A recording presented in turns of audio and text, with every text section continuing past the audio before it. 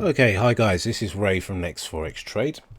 Today is Thursday the 8th of August 2019, and I'm going to take you through some of the setups that have potential for today. There are quite a few things that pop out today, so let's just kick straight off. So AUD CAD, no. And this is quite interesting in terms of well, I was saying a lot of these pairs are kind of reaching all-time lows. This was I may have mentioned this yesterday. This is AUD CHF. We can see that a couple of days ago it reached it came into contact with yesterday it came into contact with its all-time low. Well, near its all-time low, obviously barring this when we had that issue with the Swiss exchange rate, I think that caused that massive spike back in 2014. But we've seen this bearishness here continue down to this point here, and obviously this is going to be quite a significant area for the price to move past. So certainly if you were fade trading, so going against a trade, there's certainly some opportunities in the market for that. At the moment we can see it's relatively oversold. We've seen a reversal candle. The price has started to move upwards in the lower time frames as well. We're seeing higher lows and higher highs as well. It's just not my cup of tea at the moment. I'm trying to keep this these live streams mainly trend-based strategies, so this wouldn't be a position I would take currently, but if you were to trade this, then looking for stop losses below this this lowest low so far, and you could use something like a Fibonacci extension to project profits, or you could look for changes in the price action on the lower time frame to determine an exit. So obviously we're looking for higher highs and higher lows on these lower time frames as it retraces and pulls back. So you could play that by using the price action. If the price starts to make lower lows and lower highs, that could determine your exit. Or you could just use a Fibonacci based on the daily, for example. Where's my Fibonacci retrace tool? So looking for exits maybe around the 23. Definitely there's probably going to be some interactions around 38.2. So yeah, just looking for potential reversals if you were to fade this. There'd definitely be more than a 1-to-1. Well, not definitely. There's a likelihood of at least a 1-to-1 in that kind of trade. But again, not something I trade personally at the moment in these videos, but something worth considering. Gbp Aud, similar story, reversal candle that we've seen there, lower low in this downtrend that we've seen here. That low that we see there is round about let's see how significant that is. So obviously this low that we saw back in 2008, it's just interacted and just moved away from that as well. I'd look to the weekly as well to see how significant that could be. We could see there's some previous support, previous areas of resistance as well. So this is definitely a key level. So same logic applies. You could be looking for long positions to fade this as the price kind of goes back to the mean, if you like. And definitely the lower time frames are starting to show some decent higher highs and higher lows as well to make that consideration. Same thing, AUD USD. It looks like it's past its all-time lows, so this isn't as it's zonal, but it's pierced it already. So in terms of fading, this isn't as great, but the same logic applies. And obviously if you my suggestion if doing any of these trades, just look to take one position rather than going into more than one at the same time, because as you can see, these pairs of these Aussie pairs that we've looked at so far have been relatively, correlated. They're all moving in the same way, so you don't want to increase your risk by basically taking a trade on similarly correlated currencies. Let's say, for example, your typical risk is 1% per trade, and you've risked 1% in, you've taken 3 different positions, for example, and they all move in the same way. You've tripled your risk. You're not taking 1%, you're taking effectively 3% overall. You might as well have it all in one, one currency, because they move so similarly. So bear that in mind. Currency correlation is something to be aware of if trading. So for beginners, I would definitely, my suggestion would be to just focus on one currency at a time. Just have one position, 1% at a time. That way you've got no chance of trading correlated currencies and messing yourself up, messing your account up, and potentially blowing the account unnecessarily. So we've got CAD CHF. No, that's not tradable at the moment, really. It's oversold, but needs to find some value. Very similar story on CAD JPY. CHF's JPY. No. There's better stuff out there. And really, it's just looking for the quality to trade rather than making do, if you like. No.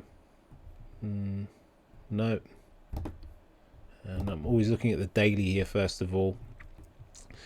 Euro Swissy, same story as those earlier AUD crosses, finding support of a significant low. Definitely bearish on this overall. So this would be if you were to trade this, a fade trade. Bear in mind it is Thursday today, so you would be going into the weekend. So there's a there's a high probability that if your profit isn't hit by today or tomorrow, you're going to need to carry the trade into the Monday, which leaves you susceptible to the market gapping and additional risk as you wait for the market to open on Monday. No.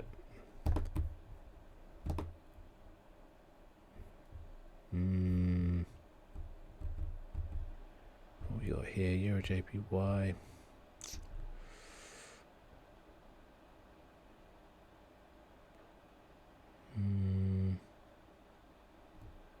Not great. Let's just see if there's other stuff out there. No. Okay, this is Euro. Is I spoke about this yesterday. I was waiting on some criteria to happen. It didn't. I was waiting. I think it was for it to. I said if should the price move past these lows here on a 4-hourly, that would give a good context. So obviously we've had another day, day's candles since then, and this price action is looking relatively good. We've got lower highs, lower lows. Price was within our standard deviation channel, so it's just gone over. It's probably about 2 to 3 standard deviations, because this line here is 1 standard deviation. So it's still showing signs of being overbought and likelihood of it moving back towards the average. Let's just pull up the daily just to see. Okay. So I'm just going to zoom in here. So what I'm doing is just checking to see how significant this level is. So I've done this yesterday, but just redoing it today. So obviously this area here where we've seen previous resistance, some support, some zonal support and resistance. So this level here is showing signs that it could be quite tricky for the price to move higher, which gives our reference for the stop loss above these highs. And looking at the lower time frames, 4-hourly is basically capturing the same price movement down. But what I'm also looking at on the 4-hourly is the way that this retrace is occurring as well. I'd ideally wanted to see it break out of this this channel, this standard deviation channel, to give more credence to the fact that it's going to start making lower highs and lower lows as well. It hasn't done that yet on the 4 hourly, but I'm just going to have a look at the hourly as well. So on the hourly, what we can see, there's been roughly a double top. It's not exact. There'll probably be more contact points on the lower time frames, but this area here, which again, going back to what the daily was saying, is this same level that we're looking at, this the lower high here is this area here. So we can deem that to be a double top, which is a reversal candle. We can see how it's interacted with these previous areas here to give the resistance that we're seeing.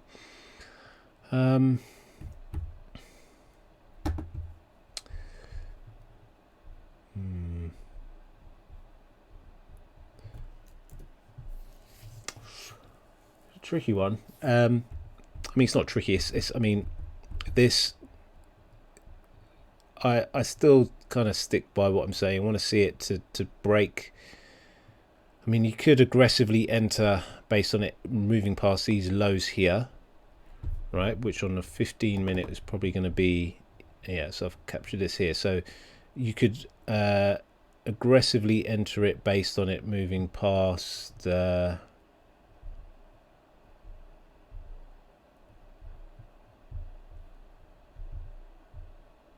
Those lows, right, which would be these lows here, but the more conservative trade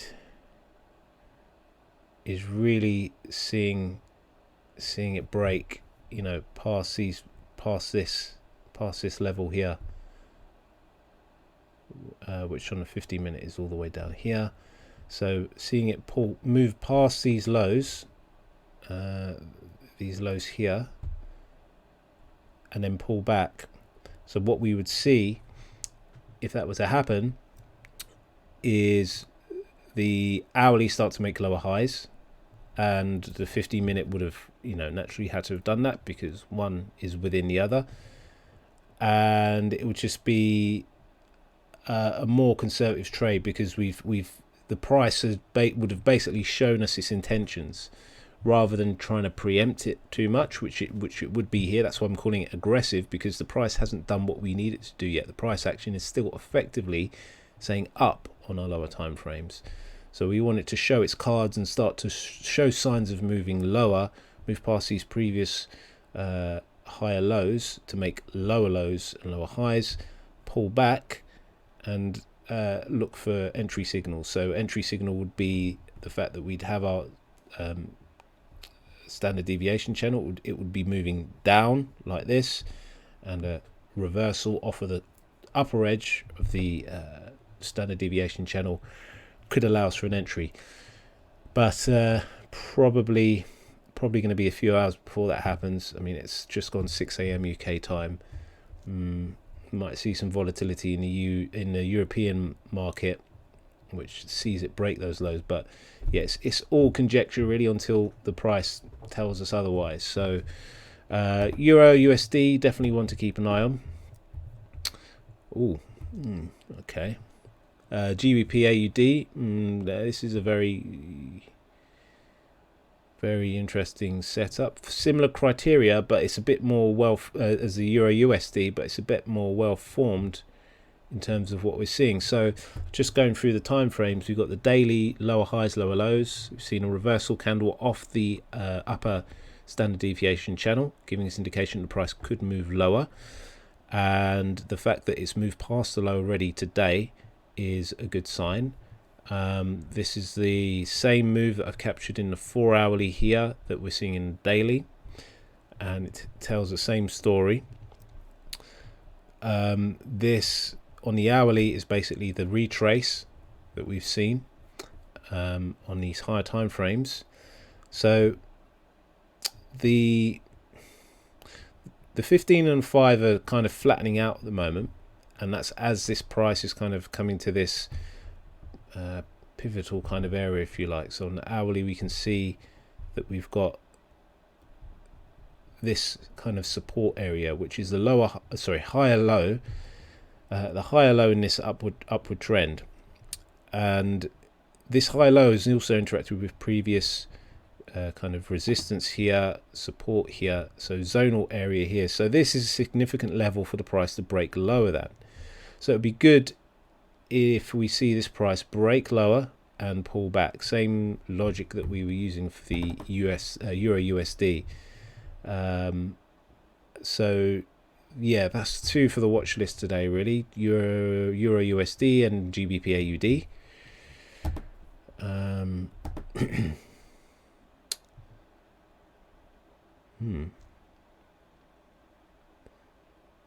Yeah, it's looking very tasty. The only problem with this is this is, you know, beautiful downward movement here, and it's kind of hugging the average of the standard deviation channel.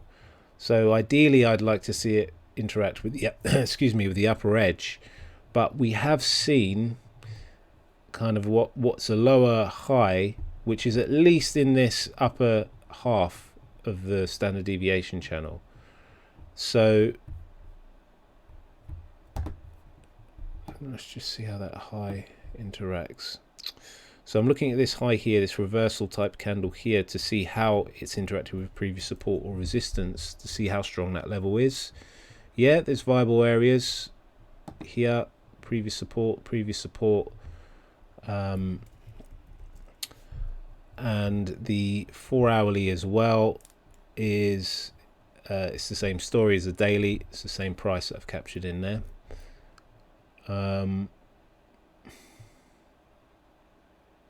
So this is another instance where I'd want it to see it break these lows. So the price breaking past these, redeeming this as this retrace that we're seeing on the daily, on the 4 hourly, is this move here on the hourly and lower time frames. So for the price action to make sense, to consider shorting this, it's a case of it breaking past these lows and pulling back.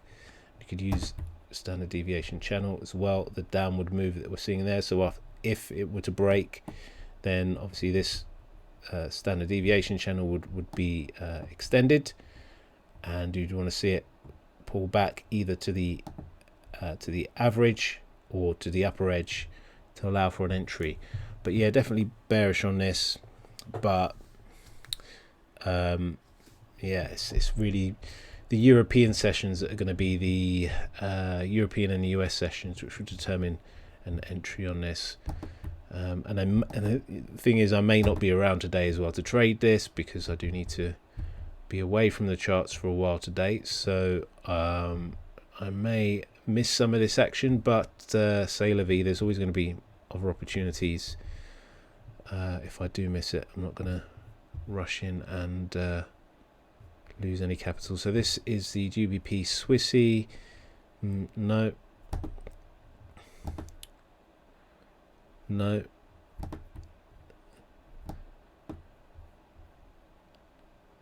no.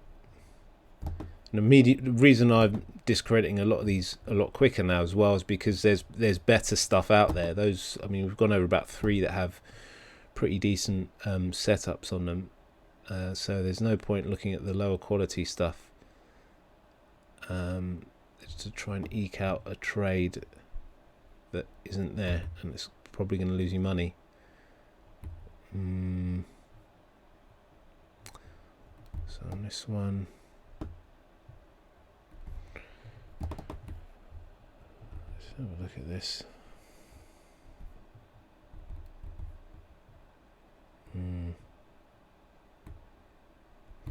No. Yeah, sterling's getting hammered. It's just it's just getting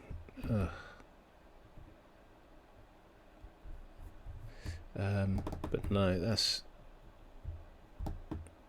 it's not really tradable. I mean this, as well, because especially with sterling, because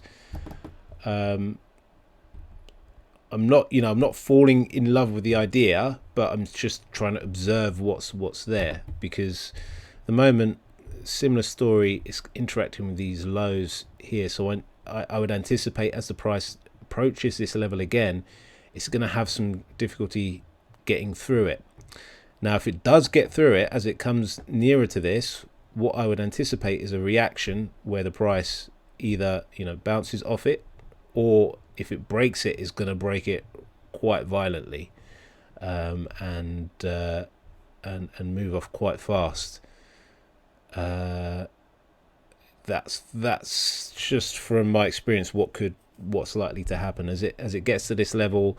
Looking at the lower time frames, there's probably going to be a lot more volatility in terms of the price, moving more erratically, I should say. The price is going to move more erratically as it approaches that level again, and if it breaks it, it's going to break it hard. But it just looks a bit oversold at the moment anyway. So if I were to pick a direction overall, I am on the GBP USD. It is bearish, but in the near term, I'd anticipate that there would be some further retrace, just so it finds a bit more value, so it moves a bit more towards the mean. But again, it's all conjecture until stuff actually happens. No.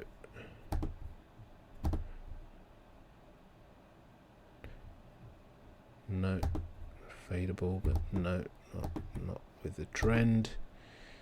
No. Again, I'm always just looking at the daily first of all to make my decision.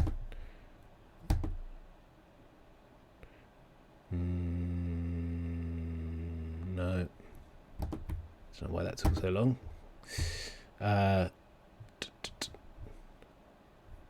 It's another fade.